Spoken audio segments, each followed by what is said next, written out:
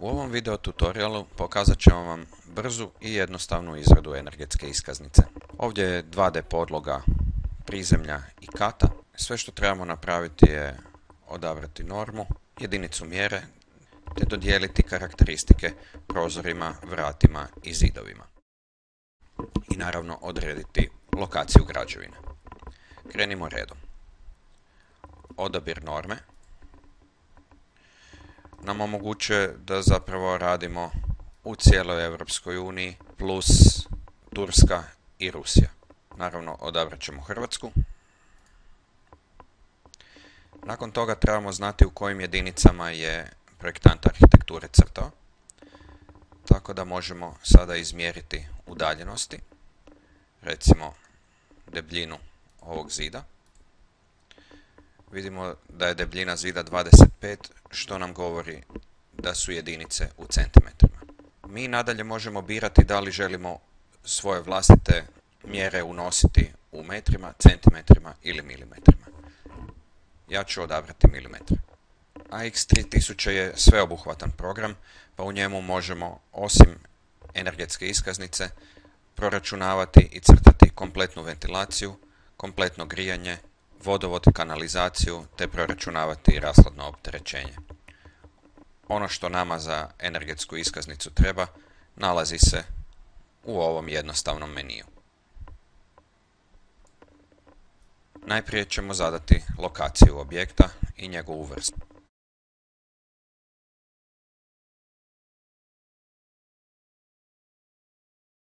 Da li je to nova zgrada, postojeća, da li ju saniramo, gdje se objekt nalazi, kako su definirani toplinski mostovi, kako je pozicioniran sjever. Znamo da nacrti nisu uvijek crni tako da je sjever prema gore, ali to nas ne mora ništa zabrinjavati, mi možemo strelicu sjevera postaviti kako god želimo. U ovom našem slučaju sjever je upravo obrnuti i gleda prema dolje. Ako želimo to primijeniti, uključimo ovu opciju i stisnemo tipku OK. Pozicioniramo strelicu koja pokazuje smjer sjevera negdje na tlocrtu.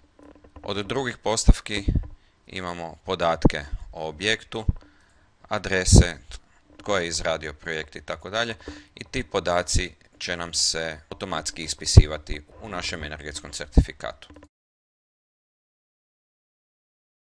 Proračunavati možemo grijanje, toplu vodu, solarne kolektore, toplinsku pumpu, te možemo zadavati smjernice za sanaciju.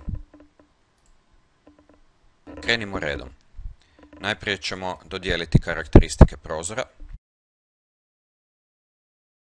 gdje možemo izabrati neki od postojećih prozora ili možemo definirati svoj.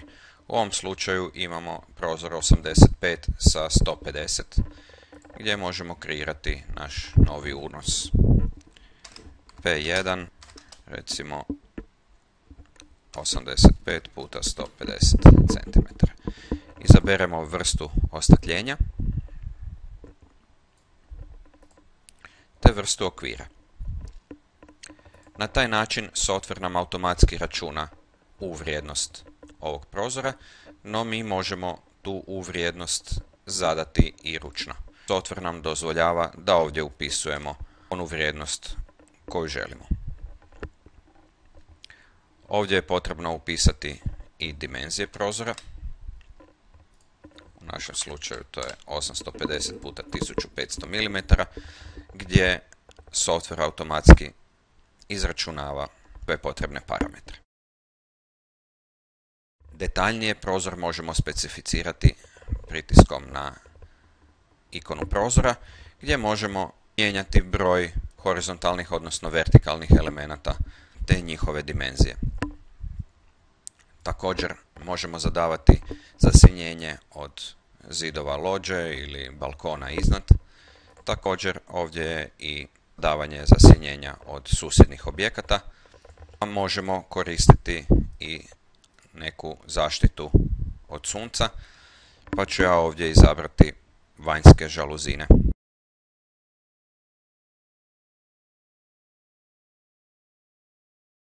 Kod niša za rolete možemo dodatno određivati karakteristike zida iznad i ispod prozora, budući da oni ne moraju uvijek odgovarati slojevima zida koji vrijede na ostatku zida. Pritiskom na tipku OK odabiremo prozore takvih karakteristika. Odabrat ću jedan, a software će prepoznati da ovakav blok imamo još na 3 pozicije. Automatski su dodijeljene karakteristike na ova 3 prozora, te nam AX3000 u određenoj boji označava elementi kojima su dodijeljene karakteristike. Imamo recimo isti takav prozor, pa ga možemo copy, paste, umnožiti i promijeniti veličinu.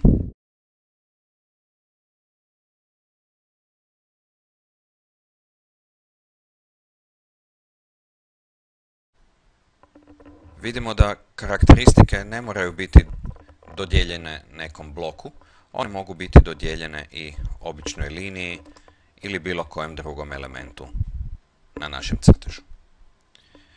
To ćemo sada dodatno pokazati i na primjeru vrata, gdje mogu odabrati ili izraditi nova vrata. Ja ću uzeti već neka postojeća i predefinirat ću sam u vrijednost koju želim. Dimenzija 100 puta 220. Budući da ovdje nemam nacrtanu osovinu vrata, iskoristit ću bilo koju liniju koja mi govori o položaju vrata. Nakon definiranja prozora i vrata, potrebno je definirati vanjske zidove.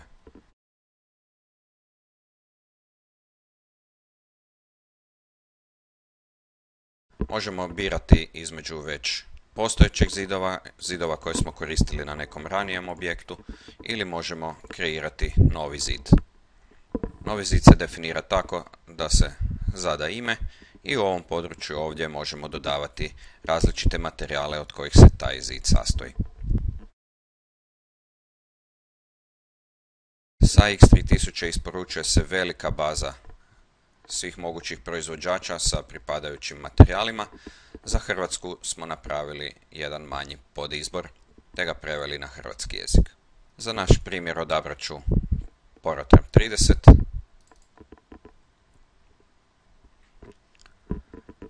Softveru odredimo da je vanjski zid, te možemo vidjeti razvoj temperature i difuziju vodene pare. Softver automatski izračunava u vrijednost, te nam govori da li u našem zidu ima kondenzacije ili ne. Sada ću dodati još i toplinsku izolaciju.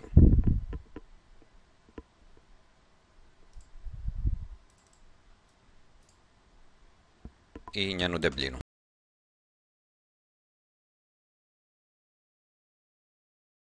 U vrijednost zida zadovoljava, no međutim izolacija je sa pogrešne strane, pa idemo provjeriti difuziju vodene pare. Vidljivo je da postoji kondenzacija u određenim mjesecima godine. U malu pogrešku moguće je vrlo lako izmijeniti korištenjem ovih strelica, pomoću kojih definiramo pravilan razmještaj svakog sloja u našem zidu. Nakon što je izolacija s ispravne strane zida, kondenzacije više nema. Ja ću sada iskoristiti zid kojeg sam ranije definirao sa svim potrebnim slojevima. Sve što trebam napraviti je dijeliti taj zid elementima. Istu stvar napravit ću i za kat, gdje ću odabrati željeni zid, kliknuti tipku OK i selektirati sve zidove. Nakon definiranja zidova, prozora i vrata potrebno je definirati gabarit etaže. To radimo koristeći ikonu Postavi etažu. Uključit ćemo opciju odabira prozora i vrata, Nakon što izradimo gabarit etaže, selektirat ćemo, odnosno odabrati prozore i vrata koji pripadaju toj etaži. Ukoliko imam poliliniju koja mi definira etažu, mogu je direktno odabrati. Ukoliko to nije slučaj kao na ovoj mojoj podlozi, dovoljno je samo poklikati vanjski obris zgrade. Sada nas softver traži da izaberemo prozore i vrata. Dakle, ovo su nam prozori i ovo su nam vrata koja pripadaju našoj etaži. Etaža se zove prizemlje.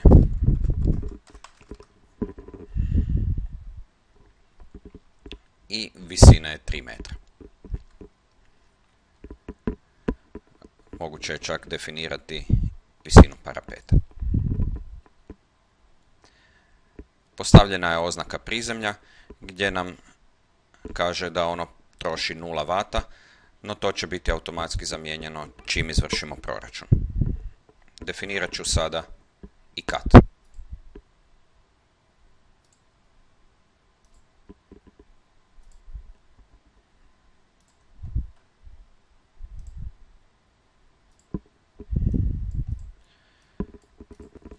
Nije nužno da svi zidovi budu jednakih karakteristika, moguće je mijenjati svakoj pojedinoj liniji vrstu zida i dodjeljivati onaj kompozit koji odgovara stvarnim potrebama. Nakon što smo izvršili dodjelu svih potrebnih podataka, moguće je otvoriti upravitelj prostorija.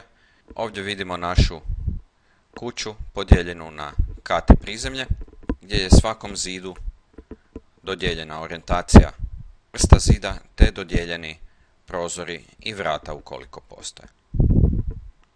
Ono što još nismo napravili, nismo zadali strop i pod. Za prizemlje pod će biti definiran podovima na tlu.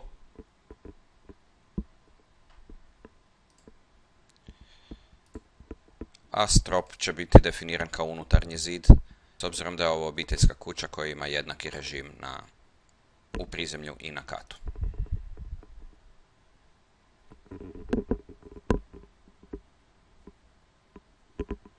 Na katu će pod imati takvu konstrukciju.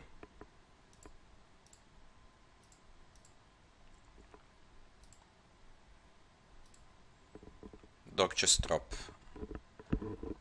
imati svoje karakteristike.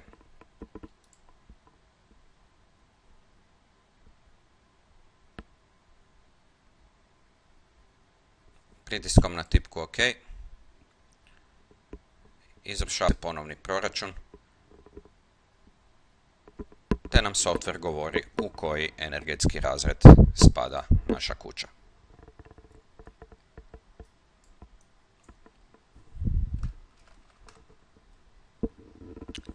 Ukoliko i dalje nismo zadovoljni rezultatom, vrlo jednostavno mogu se mijenjati karakteristike zidova dok ne dobijemo ona svojstva i onu kategoriju koju želimo.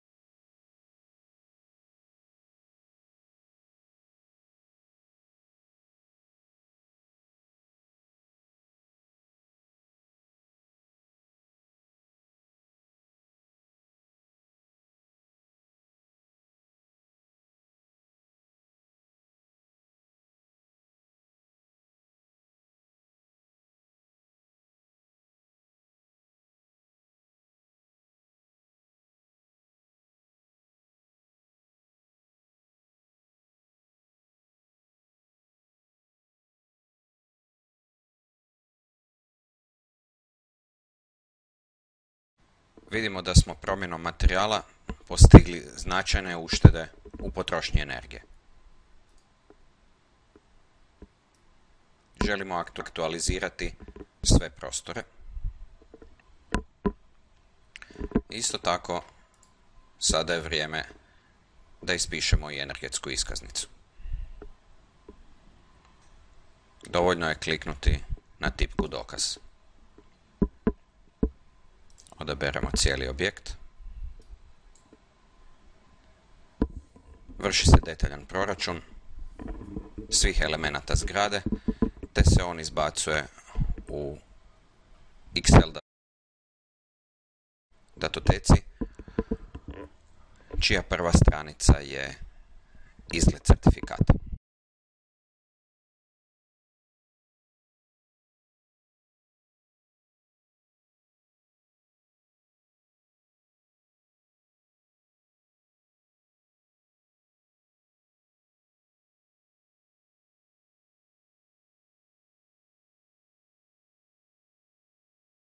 Vjerujem da vam je ovaj video tutorial bio zanimljiv, te da vam je pokazao kako vrlo brzo, jednostavno i točno možete pretvoriti 2D crteže u energetsku iskaznicu bez potrebe za dugotrajnim računanjem svih potrebnih površina.